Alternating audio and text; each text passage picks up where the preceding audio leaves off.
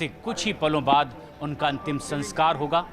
नीरज हमारे सहयोगी यहीं मौजूद हैं। नीरज, किस तरह से लोग यादें साझा कर रहे हैं? देखिए, केंद्रीय मंत्री रमेश पोखरियाल निशंक हैं, उत्तराखंड के मुख्यमंत्री भी रह चुके हैं। निशंक साहब अभी थोड़ी देर पहले कांग्रेस के वरिष्ठ नेता सिब्बल साहब ने कहा कि जेटली जी के जाने से बीजेपी ने सब कुछ खो दिया, जिसकी वजह से मजबूती मिली थी। बीजेपी नहीं, पूरे देश ने खोया है और पूरे देश ने एक ऐसा विधिवेता, अर्थवेता और नेता को खोया है जिसकी पूर्ति करना बहुत सहज नहीं है। वो विपरीत परिस्थितियों में भी मार्ग निकालने वाले वो ऐसे योद्धा थे जिस पर गर्व होता है पार्टी को और देश को भी गर्व है। चाहे जीएसटी का मुद्दा रहा हो, चाहे जनधन का रहा हो, चाहे नोटबंदी का, तमाम एक से एक बढ़कर के ऐसे निर्णय लिए जिसने भारत की अर्थ को दुनिया की शिखर पर पहुंचा करके खड़ा कर दिया, जहां आज देश ताकत के साथ खड़ा है। अरुण जी से तो मेरा बहुत लंबा परिचय रहा है, उनका सानिध्य मिला है और चाहे मैं उत्तर प्रदेश में दो बार कैबिनेट मंत्री रहा, मैं मुख्यमंत्री रहा, मैं भारतीय जनता पार्टी का राष्ट्रीय उपाध्यक्ष रहा, हमेशा ये लगता था कोई समस्या होगी, कोई परेशानी होगी तो अरुण जी हमारे पास है।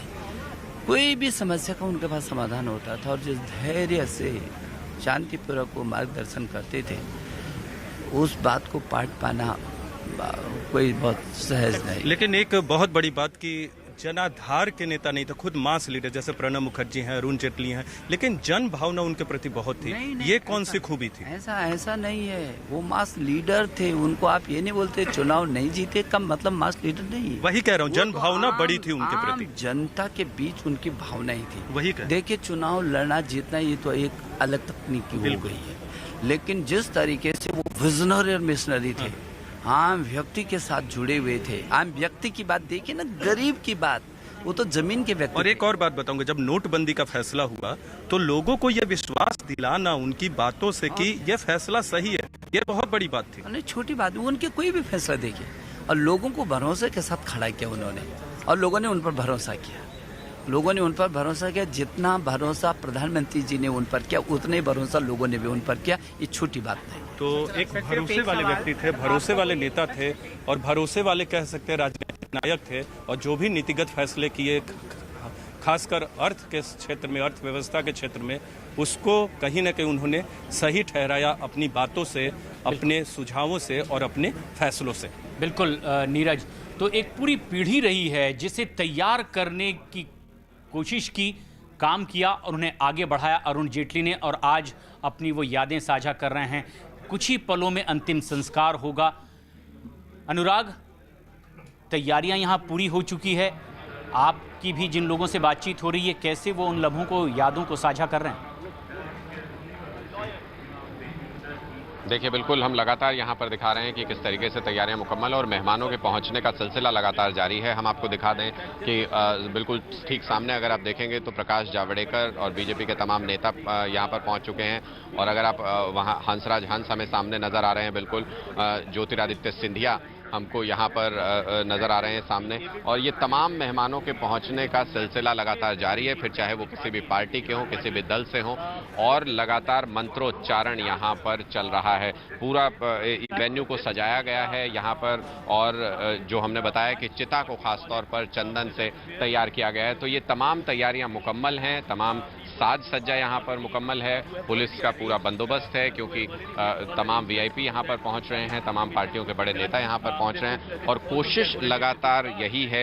यहाँ जो अरेंजमेंट कर रहे हैं, जो तमाम लोग यहाँ से जुड़े हुए हैं निगम बोध घाट की संस्था से, उनकी कोशिश यही है कि बिल्कुल सुचारू तरीके से अपनी अंतिम यात्रा, अंतिम पलों का एक तरीके से कहें कि स्वर्गीय अरुण जेटली अपने अंतिम पड़ाव पर पहुँच रहे हैं, तो उसी तरीके का स्वागत भी होना चाहिए जिस कद के वो नेता हैं। और इसीलिए यहाँ पर सबसे पहले हमें बताया गया कि आर्मी गार्ड जो है वो बाहर सैल्यूट करेंगे उनको, विदेश से मेहमान आए हुए हैं वो अंतिम दर्शन करेंगे, उसके बाद उनका परिवार उनके पार्थिव शरीर को स्नान करवाने के लिए यमुना के घाट पर लेकर के जाएगा, और वहां से लौटेंगे निगम बोध घाट पर अपने अंतिम पड़ाव पर, जहां से पंचतत्व में विलीन करने की तमाम तैयारियां यहाँ पर परंपरागत तरीके से बिल्कुल अंतिम संस्कार किया जाएगा, उसकी सारी तैयारियां तैयारियां यहाँ हो चुकी हैं। और हम तस्वीरों में भी देख सकते हैं कि सिर्फ बीजेपी के ही नेता नहीं बल्कि तमाम वो लोग भी मौजूद हैं जो सियासत में उनके विरोधी रहे, ये जिनके विरोधी रहे। और यही अरुण जेटली की शख्सियत थी कि दलगत राजनीति से ऊपर उठकर भी इन्होंने अपने मित्र बनाए और आज वो नम आंखों से अरुण जेटली को अंतिम विदाई दे रहे हैं, उन्हें श्रद्धांजलि दे रहे हैं। और माना भी यही जाता है कि आपके जाने के बाद किस तरह से आपको याद किया जाता है, संभवतः यही आपकी जीवन भर की कमाई होती है। और इन आंखों में अरुण जेटली की वो कमाई देखी जा सकती है, किस तरह लोग आज उन्हें याद कर रहे हैं। ज्योतिरादित्य सिंधिया कांग्रेस के कद्दावर नेता, और सिर्फ कांग्रेस के ही नहीं, कई ऐसे और राजनीतिक दलों के भी नेता थे जो अपने अनुभव साझा कर रहे हैं, जो आज नम आंखों से उन्हें श्रद्धांजलि दे रहे हैं।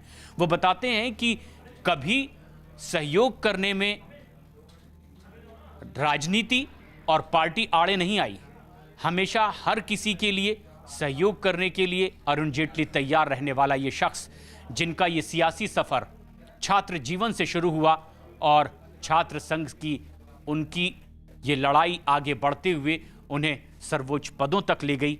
लेकिन आज अपने जीवन के आखिरी सफ़र में, अंतिम पड़ाव में, दिल्ली के निगम बोध घाट में अरुण जेटली का ये पार्थिव शरीर, जहां पूरे राजकीय सम्मान के साथ उनका अंतिम संस्कार होगा।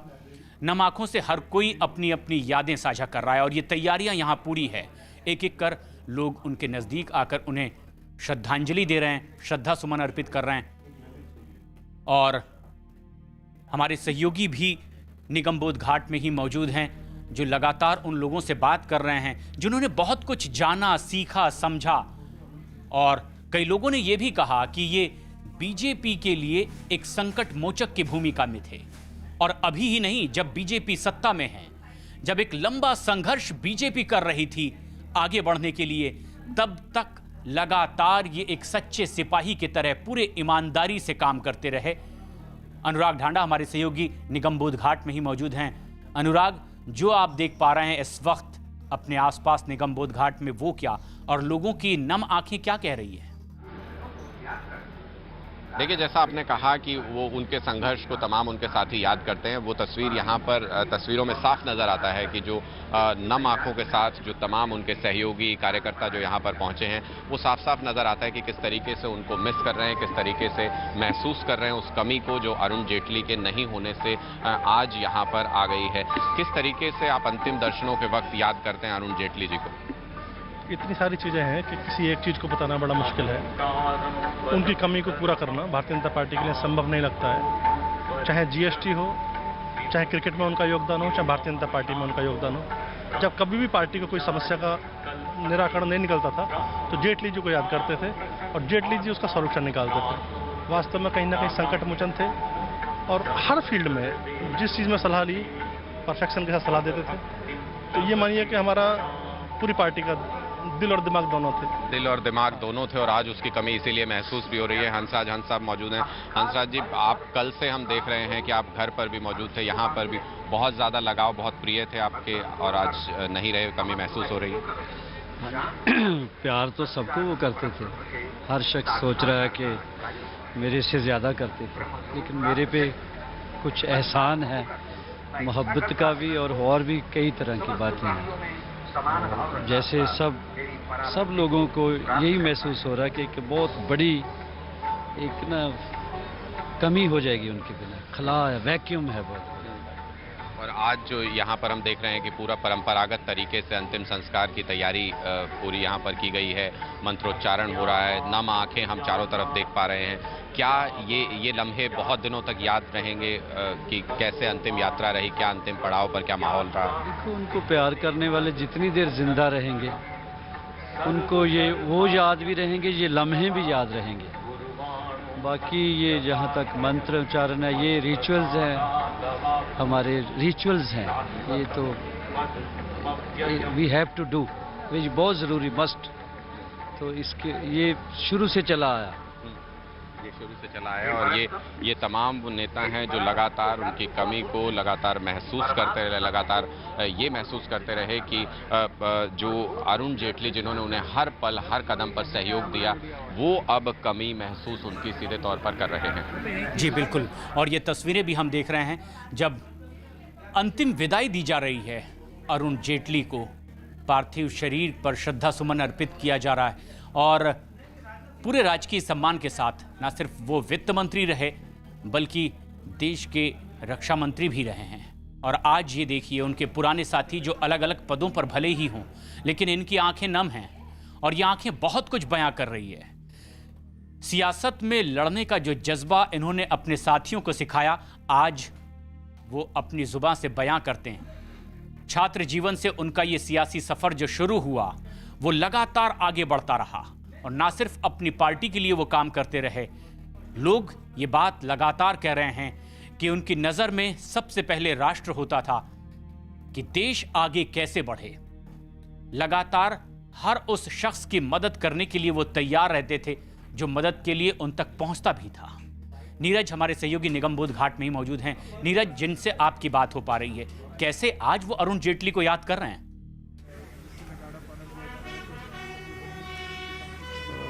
देखिए, बिल्कुल ये मौका ही ऐसा है कि अपने नेता को याद करें, क्योंकि जब आप अंतिम विदाई पे निकल रहे हैं तो आपकी हर वो बात याद आती है जो जिसकी वजह से आपने अपने व्यक्तित्व को गढ़ा है। और अरुण जेटली जैसा व्यक्तित्व चाहे किसी भी क्षेत्र में, मैं बता रहा हूँ कि राजनीति के क्षेत्र की बात करें, कानून के क्षेत्र की बात करें या पारिवारिक मित्रों के साथ उनके संबंधों की बात करें, तो उसमें एकदम खरे थे। यानी 100 में 100 मार्क्स कह सकते हैं कि उनके व्यक्तित्व का ऐसा, व्यक्तित्व की ऐसी बनावट थी, व्यक्तित्व का ऐसा था उनका।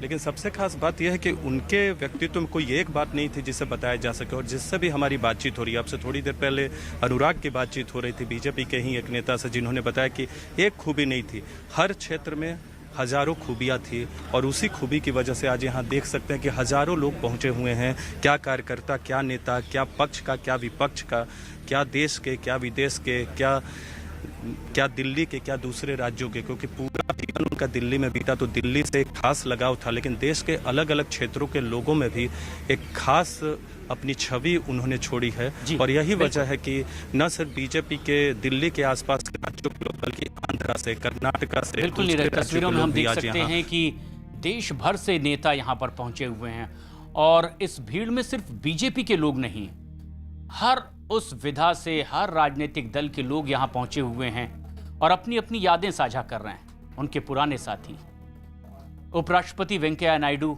नम आंखों से आज उन्हें श्रद्धांजलि देते हुए, गृह मंत्री, रक्षा मंत्री और तमाम ये मोदी के मंत्रिमंडल के उनके अपने साथी यहां उन्हें श्रद्धांजलि देते हुए। अनुराग ढांडा हमारे सहयोगी यहीं मौजूद हैं। अनुराग, जो लोग आपके साथ इस वक्त मौजूद हैं, किस तरह से वो याद कर रहे हैं? जब वो अंतिम पड़ाव पर हैं या अंतिम यात्रा में हैं अपनी, कैसे याद करते हैं? स्वाभाविक रूप से देश के लिए काम करने के लिए, और जो उनकी सोच थी, थॉट थी, थिंकिंग थी, एक मिनट में व्यक्ति से मिलते थे और समझ जाते थे इसके अंदर क्वेश्चन क्या है और उसका जवाब देने के बाद निवारण करने की स्थिति क्या थी और कार्यकर्ता की संभाल कैसे रखी जाए कि पार्टी अगर कोई ऐसा निर्णय भी ले ले बहुमत के आधार पर, जो हमारे यहाँ संगठन में सार्वजनिक ग्रुप के आधार निर्णय लिए जाते टीम के वर्ग में, उनके खिलाफ भी निर्णय होता था, तो उसको भी संभालने के बाद किस प्रकार से पार्टी को आगे बढ़ाना है और इस मिशन को पूरा करना है। राष्ट्रवादी शक्तियां देश में मजबूत हों, उसके पीछे चाहे जीएसटी हो, चाहे डिमोनेटाइजेशन हो, ये जो निर्णय थे प्रधानमंत्री की जो इच्छा शक्ति थी, 20 वर्ष तक प्रधानमंत्री जी ने उनके साथ काम किया, प्रधानमंत्री के साथ उन्होंने, तो वो समझ चुके थे प्रधानमंत्री की यही उसकी का निवारण कर सकते हैं। तो फाइनेंस मिनिस्टर बनाने का मतलब यही था कि इकोनॉमी को इस प्रकार से लेकर जाएं और गरीब तक वो सुविधा पहुंचाने में कामयाब हो जाए, वरना 70 साल की सरकार क्यों नहीं कामयाब हो पाई थी। पिथौड़ी जी, कभी कभी जैसे नोटबंदी जैसा वक्त था तो उस वक्त ये महसूस होता था कि ये तो बहुत ही मुश्किल सिचुएशन आ गई और अरुण जेटली जी उसका कुछ समाधान निकाल लेते थे, लेकिन वो कॉन्फिडेंट थे। हम भी जब गए जी ऐसा ना हो पैनिक पे, तो उन्होंने कहा तुम चिंता मत करिए, कुछ नहीं होगा, हम देश के लोगों की नब्ज को समझते हैं, देश के लोग क्या चाहते हैं। तो कॉन्फिडेंस जो उनके अंदर था वो कॉन्फिडेंस क्रिएट करते थे और हमारे अंदर भी कॉन्फिडेंस पैदा होता था। मैं 2008 में मैंने कहा मैं पार्टी का चुनाव नहीं लड़ूंगा, मैंने मना कर दिया, संगठन मंत्री से मना कर दिया। उन्होंने कहा नहीं, आपको चुनाव लड़ना पड़ेगा, अगर रिजल्ट नेगेटिव भी होगा तो पार्टी भविष्य में कंपनसेट करेगी आपको। और तुरंत जब मैं 2008 जीत गया तो कहा